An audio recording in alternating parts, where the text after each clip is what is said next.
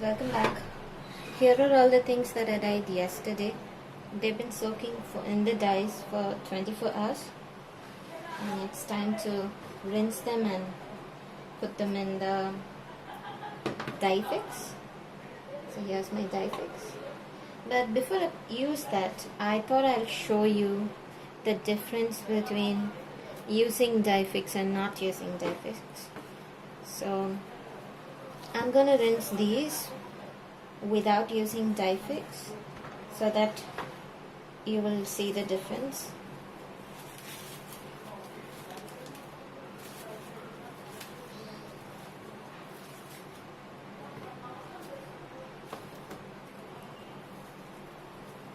These are only samples, so I'll be using these samples for making swatches, or if I see a new pattern that I want to practice, I will use it for that. And my latest muse is my knitting machine, so I've been using all my waste yarn, scrap yarns for learning new stitches on my machine.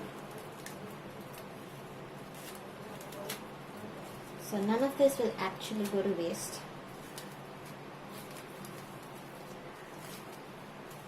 This is a very pretty mustard yellow color. It's a good thing I have it all on video, so in case I need to replicate any of these, I will have the formula with me.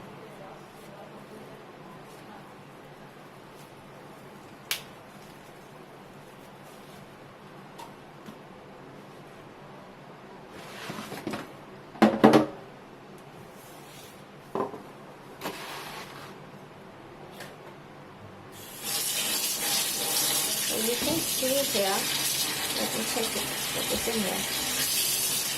So all the dye particles that did not bond with the fabric or the cotton are now coming out. They're getting washed out.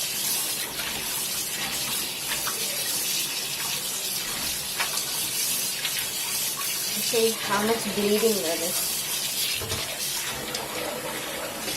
So that's the thing, guys. So that was the first rinse.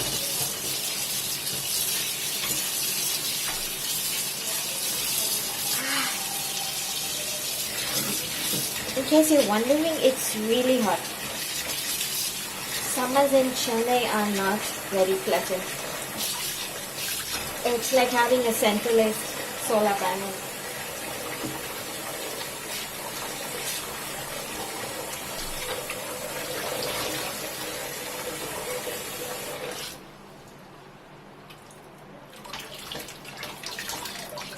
That is rinse number 2.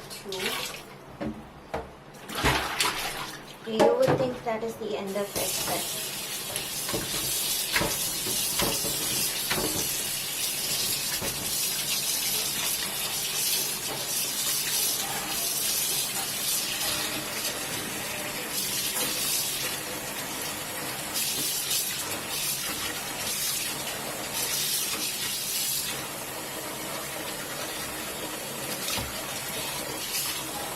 this is the third rinse.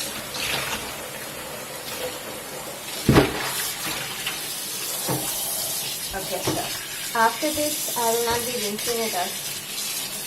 I'm just going to let it sit there so that this one will be without the DyFix and the next tab will be with the DyFix, so that you can see the difference. And that water is enough. I'm going to swap these two.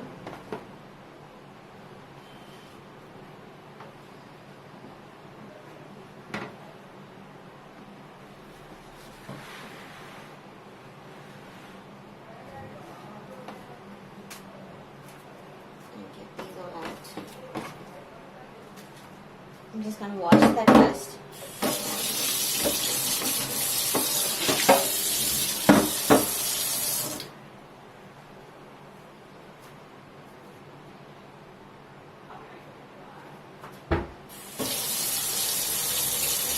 So while that's filling up, I'm going to open these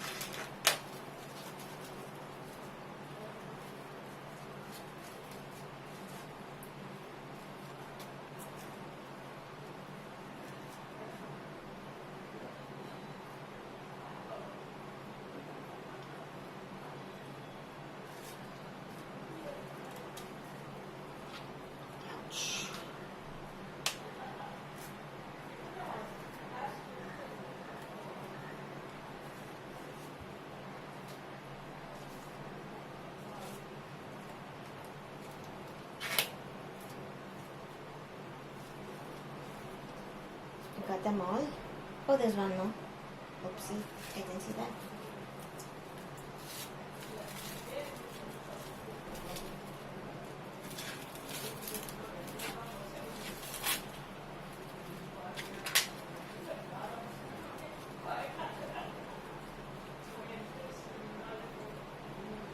Okay, and so these are all 10 gram skeins. So 1, 2, 3, 4.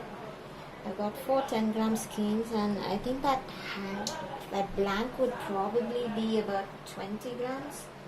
So about 50 grams. This is more than enough for 50 grams. So that would be about 2 liters. And I'm adding 1 cap of the DyFix solution. So that's about 10 ml.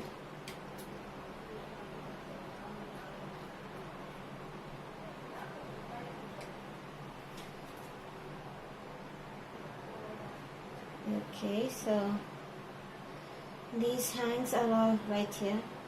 I have not rinsed these, so these are going directly into the water with the DyFix, so that we can see the difference between with and without.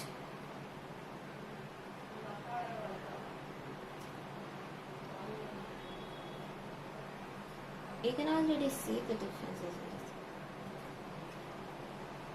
I don't understand the chemistry behind it. All I know is if I use DyFix, it saves my yarn. And it saves me a lot of trouble. Let me open out the showstopper of yesterday's video. Oh, look at this! Okay, so this is how the colors look right now before I rinse them out. And oops. Looks like most of the dyes have already been absorbed, because even if I squeeze them out, there's not a lot of dye coming out. See that? So most of the colors have been absorbed in this one.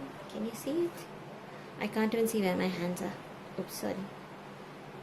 I see, when I squeeze them out, there's not a lot of dye coming out of these. So I'm gonna drop this in there. I'm gonna let these sit in the DyFix solution for about 12 to 15 minutes, and then we can come back and see the difference between with and without. Okay, these have been soaking for the last 15 minutes. There, this is the two ones side by side. So this is with DyFix and this is without DyFix. And remember, I already rinsed this out about 3 times before I put this into the water, and this was without rinsing it.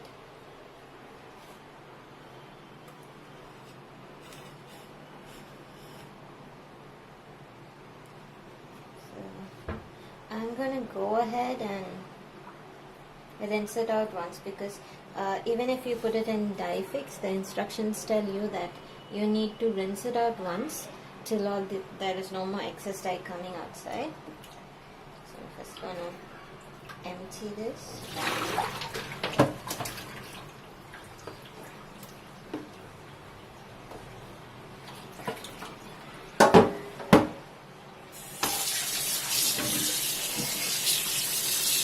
What you see coming outside now is the residue of the DyFix. That's not actual dye coming outside. So the first rinse, all that the excess of the DyFix solution itself will come out a little bit.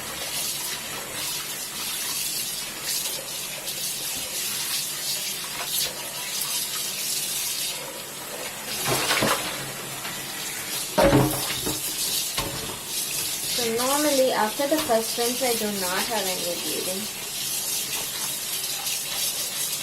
Depends on the color, of course. So something like black, if there is too much excess dye that didn't bind with the yarn, it will spill. bleed, but you just have to keep rinsing it until you have no more bleeding.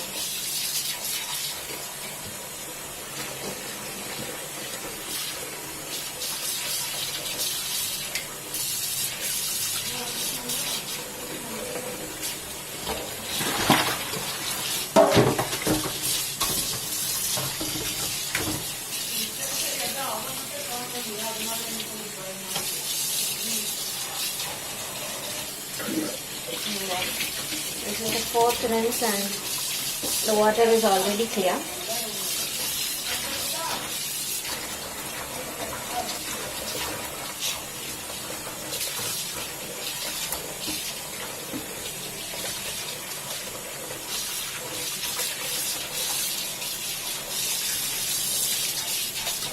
Yeah, you see that the water is already clear.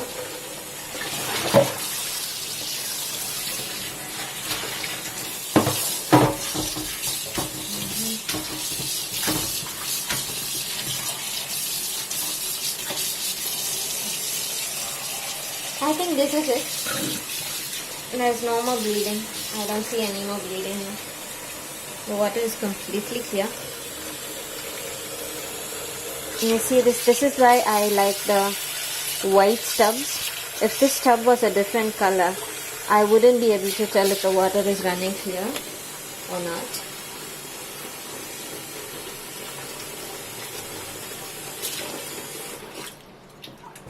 I'm going to stop this now.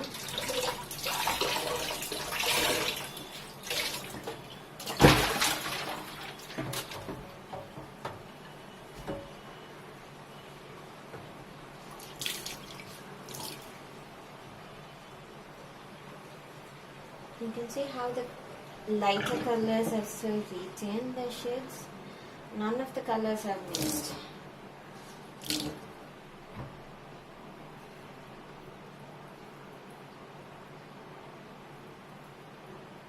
And in this particular one, I see a lot of color breaking. So the reds seem to have striked earlier. And you can see some grains here and there. But let's see. You want to, until it actually dries and how the final yarn is going to look.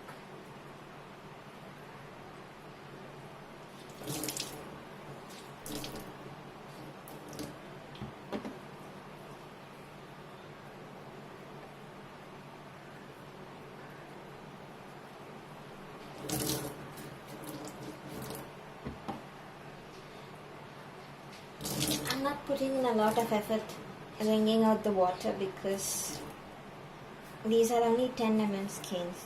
Like, they'll dry really fast. So I'm going to go dry these.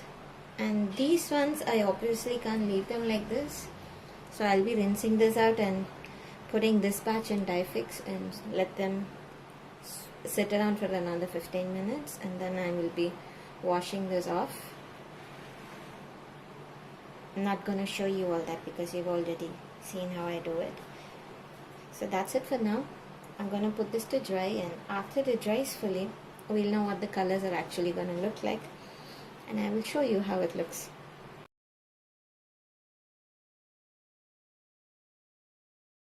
Guys, welcome back. So here is everything that we made yesterday. It's all dried. Let's go into the blank first and see what we have there. So this side is the primaries, the complementaries, the red and green. They've actually made a very pretty brown. I could work with this brown for the darker skin tones. And here's the blue and orange, which was initially pretty promising, but I don't think I can use this for skin tones. I don't really like what's happening there. And then we have the yellow and purple. So these parts, I think this is where the proportion of yellow to purple was very less. And on this side we have the pastels. The pastels were quite disappointing. I don't see anything significant happening in these places.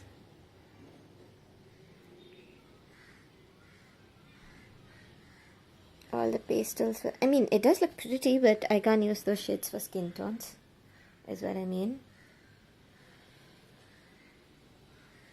And then here are the other shades we tried. And this was the final diluted ones with which I went ahead with the mini skeins, not mini scans. So here are the mini skeins in the same order that we dyed them. So the first 4 were too yellow for my liking. So I definitely like this mustard yellow. If any project requires a golden yellow or a mustard yellow, I will go for this. This would be perfect for making stars for Christmas or anything like a golden shade. And then these 5, these were the colors that I diluted. So this was the first base color that I mixed, which I found was a little yellowish again, so I'm putting it this side. And I tweaked it in the next one, added a little bit more red and blue, and we got this. And finally we tweaked the next one and diluted them and got the last 2. So this was the 1:20 ratio, and this was the 1:40 ratio. I don't know if you guys, for whatever reason in the camera it looks very light. It looks much lighter than it actually is. This looks very white, but it's actually a very pretty pale skin tone that I really like. It would totally work for amigurumi. So I can use these for a very, very lighter tones, and this for medium light tones, but I would still have to work on the darker tones. And this does look pretty pale, so I think I'll work on this a little bit more, maybe add just a bit more red to make it look like there's life, so that it doesn't look pale white. So I think for the skin tones, the darker skin tones, I'll go back to this combination. It would totally work, because without any diluting it already looks very nice. So I'm going to work on that a bit more. I would still have to experiment on the ratio of reddish to green, because I don't know how well that will work. And I will be playing around with the saturations too. So that will be a different video. But for now, these are the ones we made yesterday. Or rather day before yesterday, because I dyed the day before yesterday, I washed it yesterday, and today they're all dried and they're ready. So this was the first experiment on skin tones. I hope you enjoyed this. Do subscribe to my channel for more. And next time, what am I going to do next time? I think next time I will come back with more skin tones, because I still need to work on the darker tones. None of these will work for the skin tones. I have 3 that are usable. But even this one, if you see, the colors you see breaking of colors here. You see some greens and some reddish tones here. I do not know how it happened, but it still looks very pretty. I'm sure if I try to knit this up, it will be a very pretty variegated colorway. So yes, so that's it for now. I will be working more on the darker skin tones. These 2 I will retain, but I will definitely I will do another batch adding a little bit of red to see if it looks better. So that's it for today. I will see you in my next experiment. Bye.